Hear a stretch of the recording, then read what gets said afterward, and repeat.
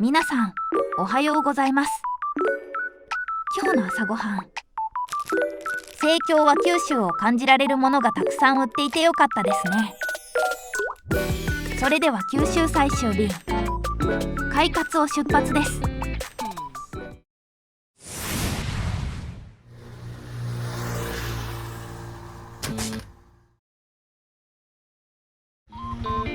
改めましておはようございます。今日は九州最終便鹿児島市内の快活クラブを出発し、指宿へ南下。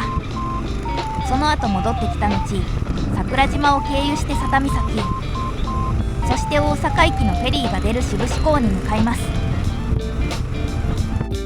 本来の予定では指宿に行くつもりはなかったのですが、4日間シャワーにしか入れていなかったこと、頑張ればフェリーの時間に間に合いそうなこともあり、無理やり予定に組み込みました。高速でショートカットできそうな部分もないので、かなりタイトな日程になりますが、何としてもフェリーには間に合いたいところ。ということで226号でひたすら南下していきます。朝焼けが綺麗な鹿児島湾ですが、今日の景色は気が急いでいたのか、あまり記憶に残っておらず、編集の段階になってこんな景色だったのかとなっています。出発から70分ほどで指宿温泉に。人生初の砂風呂、楽しみになってきました。ということで砂蒸し会館砂楽に到着。駐車場はここ右折ですが、通り過ぎてしまったので U ターンして入ります。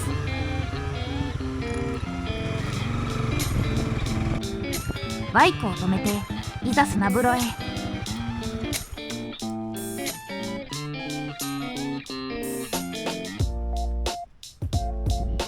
レッツ砂風呂。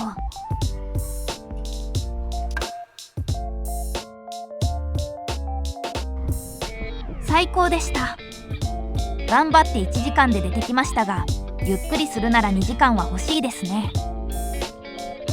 名残惜しいですが、次へ急ぎましょう。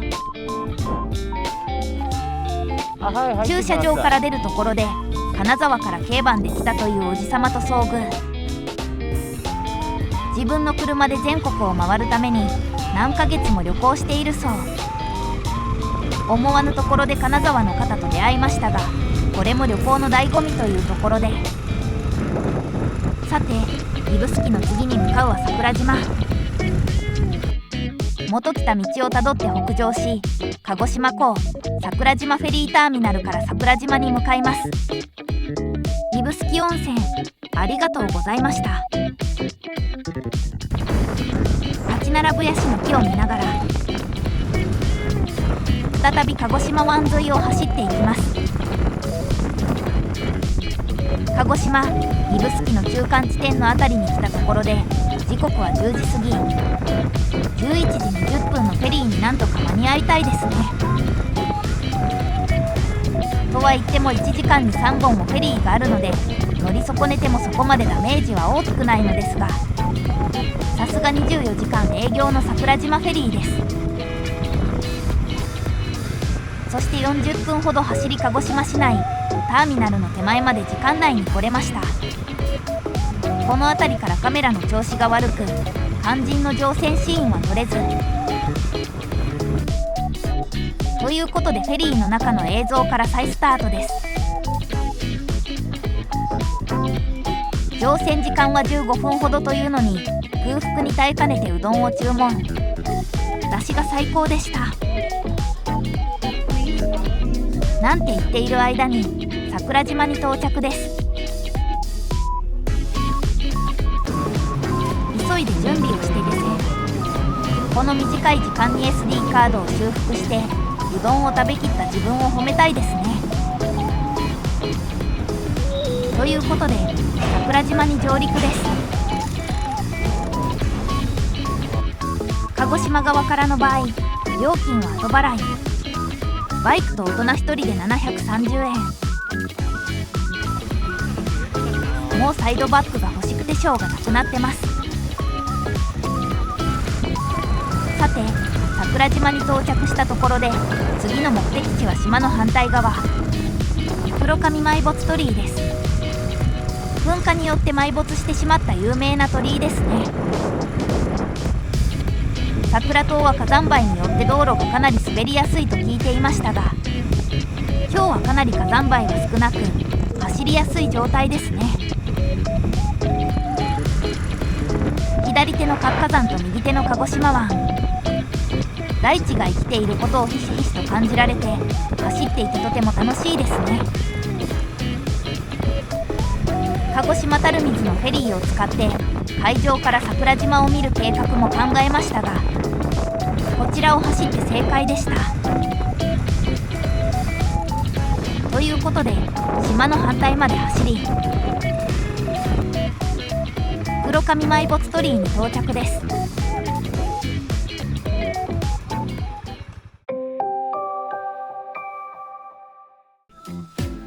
この黒神神社は大正3年の桜島の大噴火によって軽石などで埋没してしまい、高さ3メートルあった鳥居がささきだけが見えるほどになってしまいました。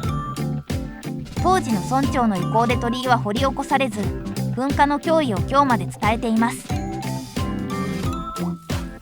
今日はあまり火山灰がないと思っていましたが、タイヤには結構ついているので油断は厳禁ですね。ということで黒神埋没鳥居を出発し、鹿児島本土へ。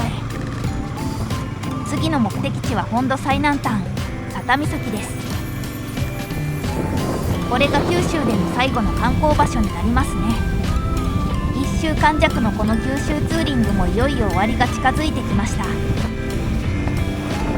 なんて感傷に浸りながら橋を渡っていますが、この道をこのまま行くと北上コースになってしまいます。U ターンして佐多岬を目指しましょう。フェリーの時間は刻々と迫っていますが、白く光る牛根大橋を2回も渡れたのでよしとしましょう。ということでここからはひたすら大隅半島の西海岸を南下していきます。桜島から30分ほど走り、菅原神社を通過。とても寄りたい気分ですが、今はひたすらに最南端を目指します。そのまま走り続け、佐多岬の看板がと期待してしまいましたが、まだ 40km の先なんですね。ということでひたすら走っていき、海を眺め山を越え、50分ほどで佐多岬のゲート前に到着。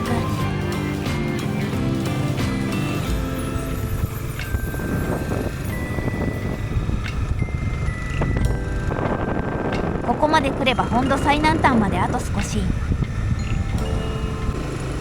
最南端に近いこの辺りは植生が全然違いますね。垂れ下がっているあれを見たのは初めてでテンションが上がります。ジャングルを抜けて左手には綺麗な海。なんてよそ見をしてたら砂に要注意ですね。長かった佐多岬までの道のりもあと 1km。 ということでようやく到着です。苦労してここまで来ましたが、意外と人気スポットなんですね。バイクを止めて見学していきましょう。きれいに整備されていますが、やはり目を引くのはこのガジュマルの木。立派ですね。では最南端から海を眺めるとしましょう。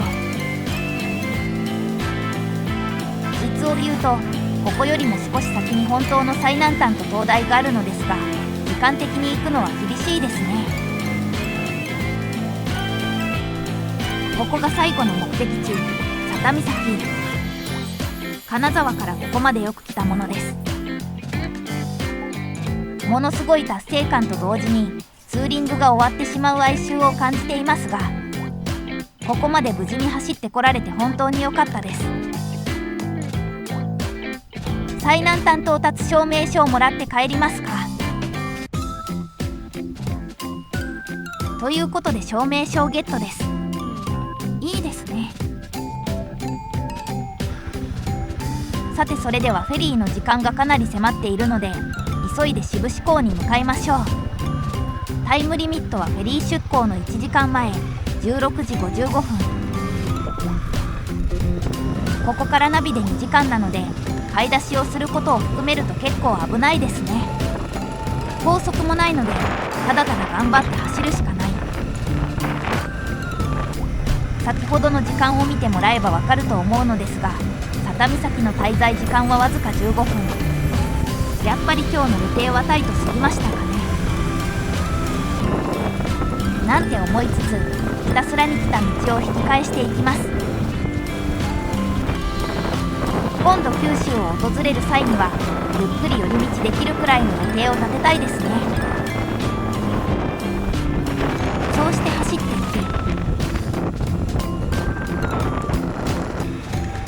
1時間50分ほどで志布志港手前までやってきました。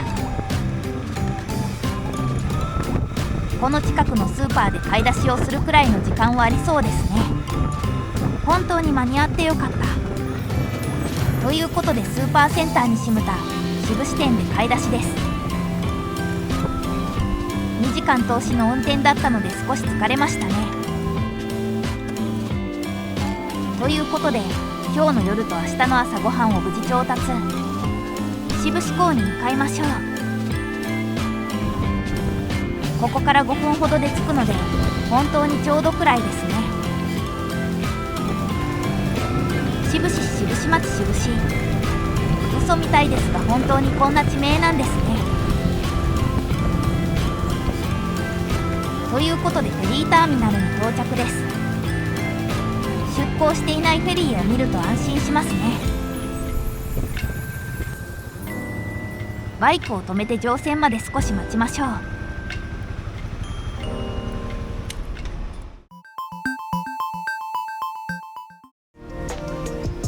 ということで乗船時間にいつものごとく準備が遅くて出遅れましたが乗船していきましょう。短めのスロープから船内に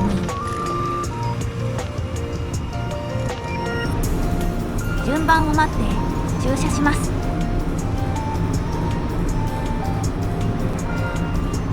バイクを固定してもらって客室へ上がりましょう。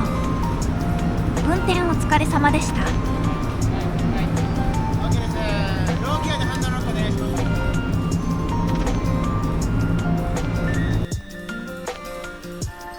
船内はこんな感じ。かなり豪華な作りですね。客室のグレードは違うもののさすが行きのフェリーの倍のお値段なだけありますね。今回の部屋は半個室タイプ。鍵がかけられた廊下にカーテンで仕切られた部屋が並んでいます。完全な個室ではありませんがいろいろついていて今までで一番豪華ですね。デッキに上がってみましょう。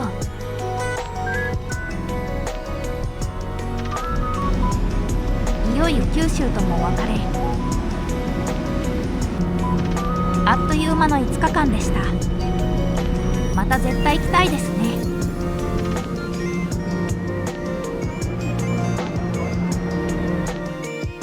明るいうちに出港するのは不思議な感じですがしばらく休憩。お疲れ様でした。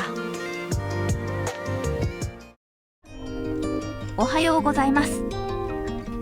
個室でよく眠れて気づけば大阪港。この船ともお別れです。そして本州に上陸。帰ってきましたね。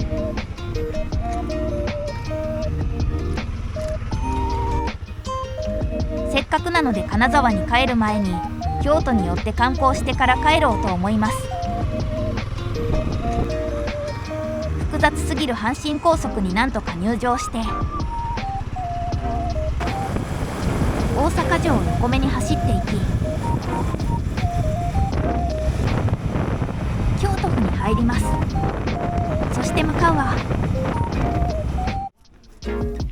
かは行きたいと思っていた龍安寺に。大変綺麗な場所でしたが、日本人が私くらいしかいなくて焦りました。綺麗な梅を見つつ帰路に着きます。その後も走り続け、滋賀県